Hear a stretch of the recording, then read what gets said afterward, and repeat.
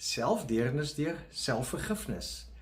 Wanneer jy aan jou eie foute dink, hoe reageer jy? En as jy dink aan jou swakpunte, met ander woorde, jou nie-talente, daarin dink, hoe reageer jy? Kom ons begin eers by swakpunte, oftewel dit wat nie werklik jou talent is nie. Nou, ons is geneig om te wil werk aan ons swakpunte, en dis nie sleg nie, maar ek bedoel nou met swakpunte nie jou karakter of waardes nie, daarom moet 'n mens altyd werk. Maar ek het destyds by Marcus Buckingham hierdie goeie raad geleer. You will excel only by maximizing your strengths, never by fixing your weaknesses. Met ander woorde, sy navorsing wys dat jou nie-talente altyd beperk gaan bly, maar jou Godgegewe sterkpunte is die plek waar groei, waar genesing, waar jou roeping plaasvind. En dit kom als dan daar by mekaar. En dit bring ons nou by foute. Ons eie foute. Ons moenie toelaat dat die foute wat ons maak hierdie groei, genesing en roeping terughou nie.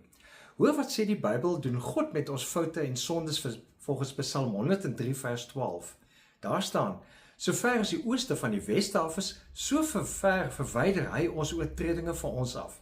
Met ander woorde, God vergeef ons as ons om vergifnis vra. Nou, selfvergifnis is nie 'n verskoning nie, dis 'n geestelike daad van herstel.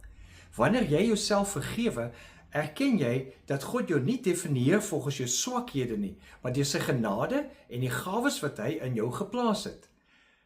Kirsten Neff wys dat selfvergifnis skuld verminder en herstel bevorder. So selfvergifnis is 'n vorm van selfdeernis wat jou help om weer op te staan en hoopvol aan te beweeg en te floreer.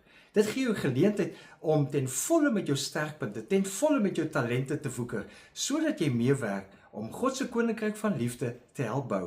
So wat jou ook al pla, sorteer dit met God uit. En belangrik, vergeef jouself ook. Leef geïnspireerd.